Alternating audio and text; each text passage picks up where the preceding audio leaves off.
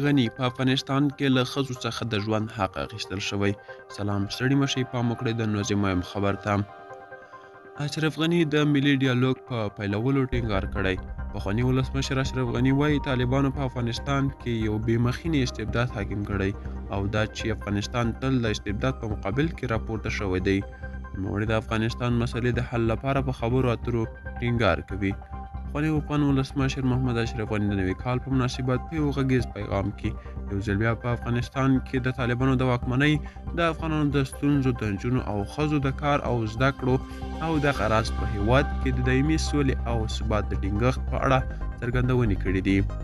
اشرف غني ویلي طالبانو په افغانستان کې یو بې مخینې استبدادي نظام حاکم کړی چې په وینا یې په دغه هیواد کې استبدادي نظامونه نتیجه نه ورکوي.